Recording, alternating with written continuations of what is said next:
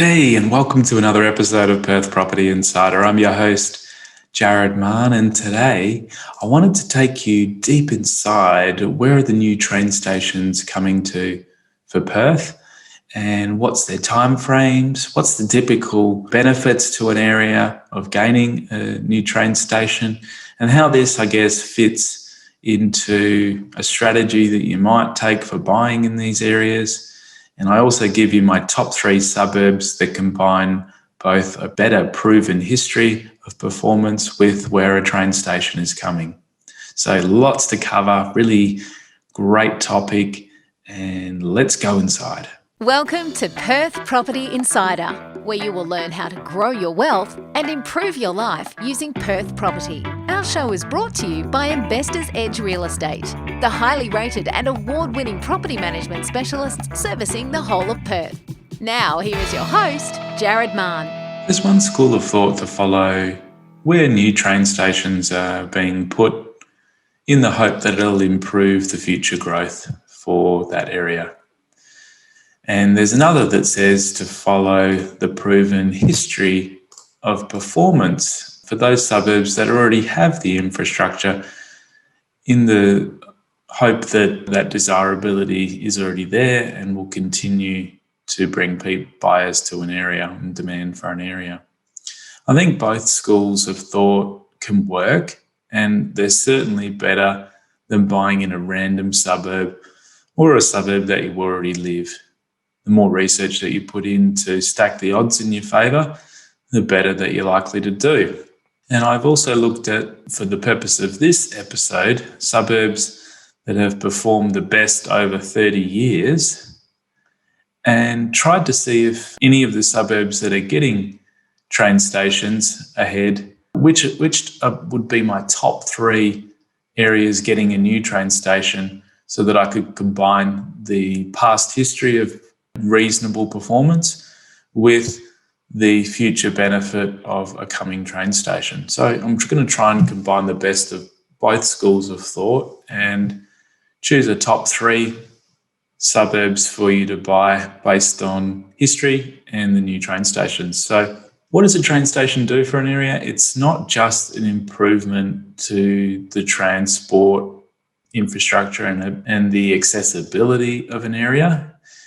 And certainly that does add to a property, an overall suburb and individual properties' desirability. But it's also, in many cases, that the town planning involves creating a centre of a business precinct around a train station. And this can really add amenity to a suburb and also increase jobs for the area too, which further adds to the desirability of the location. All these factors, I guess, contribute to the overall desirability for residents, and unless, of course, your property is directly across the road from a station, as the stations often cause traffic and parking congestion and would decrease the desirability if you're backing directly onto one. So don't buy directly adjacent to a train station. And if you happen to already be there and where one is located, then it may be worth considering selling out sooner rather than later if you're planning to sell. Otherwise, hopefully the benefit will outweigh the negative. I usually see that a train station contributes to increasing buyer interest throughout its overall cycle, from initial announcement, when the government, waves its flags and tells everyone that they're doing it, to while it's being built and people can see, yes, it's really happening, there's construction being done.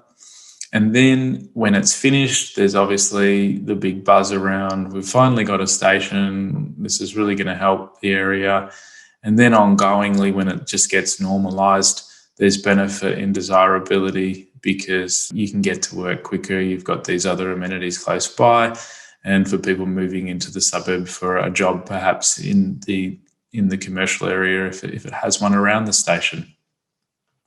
So it is hard to quantify the exact benefit, and it does occur over time and then ongoingly. But my guess is after seeing the impact of various stations in the past, that it probably adds 10% in annual growth over the time. It's probably 5 to 10% in annual growth over the shorter term when it's actually being announced and being built. And obviously, in our market over the last 5 years, some of these suburbs and many areas have been decreasing in value. So it might have actually been the difference to holding their values up higher than they would have otherwise dropped. So it adds to the factors that are influencing price growth in an area. It doesn't necessarily work in isolation. So the overall market cycle that's occurring is obviously the strongest factor.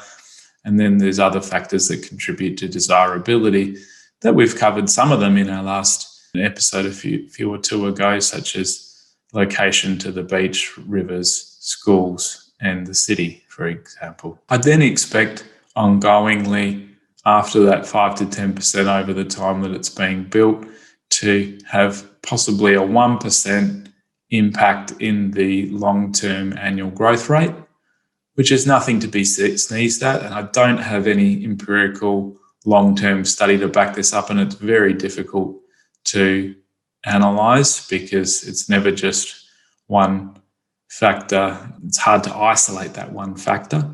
But I know for sure that it depends on how much it improves these factors, how much that desirability improves for the area. And I'm certain that having a station will improve the prospects for growth over not having a station at all.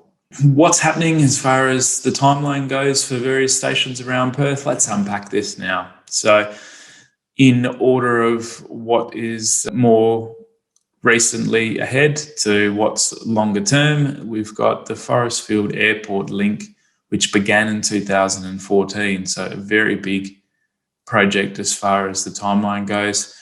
And it's not set to open until 2022. So we're getting there. We have the airport station, which is expected in late 2021, which will be the first that they plan to open. That'll see great benefit for new arrivals. And then we've got a Redcliffe station at Dunreath Drive in 2022. The High Wycombe station at Dundas Road opening 2022. And it was great to see that they renamed that High Wycombe station as opposed to Forestfield, because it is actually located in High Wycombe. So that was a bit silly that they named it Forestfield to begin with. But Forestfield will also benefit from the station as well as Maida Vale there, that are all going to be close by. And when I look at how much it'll help the area, it is going to be a big change and a big benefit, because there's no train stations serving that route at all at the moment. Maybe Redcliffe, it's not as hard to get across to Bayswater perhaps, but you've still got a reasonable drive. And yes, so High Wycombe and Forestfield area have not had a train station in the past at all. So potentially the benefit to those areas is going to be much greater than where they put a new train station in a gap between two others. Coming up next, timeline ahead, is we've got the Yanchep rail extension being done, and that's expected completion is 2022 as well. So there's going to be new stations in Alkimos, Eglinton and Yanchep, and the surrounding suburbs will also benefit in Jindalee and Two Rocks. And you'd consider that's going to be a pretty major benefit as well for them, for those areas, because they haven't had a rail in the past either. I generally would be hesitant about buying in areas that have lots of land supply coming on ongoingly. So that does rule quite a few of those suburbs out. And I will give you my top three later on as to the top three suburbs that have both a station and a better proven history of growth. So you have to hold out to the end of the episode. Now, coming up next in our timeline, we've got Lakelands, which is near Mandurah, opening in 2023, and that will benefit areas such as Medora Bay, Meadow Springs, Singleton and Golden Bay. So that'll help the area down there, but there is also some stations already on that line, maybe a lesser benefit than some of the others I've mentioned already. Moving on to the next one, we've then got Thornley Coburn Link, which is expected completion in 2023 as well. And this will see the Mandurah and Armidale rail lines being linked, as the name suggests. And the majority of we've actually got 2 stations going into the Canning Vale area, which is at Nicholson Road and Ranford Road. And this will, I think, will also benefit the employment industrial area that's in Canning Vale, as well as the residential area. And the state government's got a fair bit of owned land around there that they're going to probably open up to make an employment hub as well. So other suburbs that will benefit are Thornley, which already has a station, and Jandakot. And then when we look further along the timeline, we've got the Morley-Allenbrook line, which is set to open in 2024. There's going to be stations at Allenbrook, Whiteman Park, Malaga, Noranda, and Morley. So the surrounding other suburbs that all benefit are places like Belladura, Caversham, Dayton, Brabham, and Averley. And it's going to be a real benefit, I think, for these suburbs because they don't have rail at the moment. And it's going to be pretty convenient with a 30-minute journey from Allenbrook into the CBD. And passengers will also have access to Midland and the airport on that line too. So there is a planned potential station for Bennett Springs, will be built at a later stage, and they're looking at redeveloping the Bayswater station too at a later stage on that line. Next in our timeline is the new Midland station. There is an existing station which is very old in Midland, and they've been expanding the township there. And it's meant that it's outgrown that existing older station. So instead of refurbishing the existing station, which would cause a massive disruption, they're building a new station. So that'll really, I think, modernise Midland and also contribute to the overall redevelopment that's going on in there. And that's set to open in mid-2025, so quite far ahead. Now, the last 2 is we've got Byford extension to the rail, which hasn't been given any time frame. Sorry, Byford, Cardup, Whitby and Darling Downs areas that will all benefit from that when and if that occurs. And there's supposed to be a new Carnup station, which is down around Golden Bay, Singleton and Secret Harbour. So that hasn't been given a time frame either. And the Lakelands was given the go-ahead in priority to that. So I guess all of these projects show that there's a lot of money being invested in infrastructure, and we do have a decent pipeline ahead for jobs and over the next 2 to 3 years, which is also contributing to our cycle likely lasting that long. Just one of the many contributions, as well as mining and other factors that are adding to the jobs. Now, play a little drum roll in your car or on your lap because I've then looked at, out of all these suburbs, which of them has had the strongest proven history over 30 years, so that we can combine that proven history with some benefit of the new train station coming to select what are the top 3 suburbs out of all these areas that are not only getting a train station, but also going to be influenced and benefit from the train stations. And the top 3 that I came up with was, the top one was Redcliffe. That has had the highest proven history of growth in the past, and it's got one of the more sooner stations due to open in 2022. The next one was High Wycombe. So got a fond little place for High Wycombe, having done a little development there in the past, and it's a great little suburb. And the third one was Morley.